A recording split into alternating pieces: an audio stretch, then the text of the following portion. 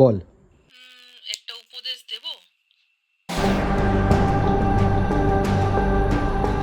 একটা উপদেশ দেব একটা উপদেশ দেব একটা উপদেশ দেব।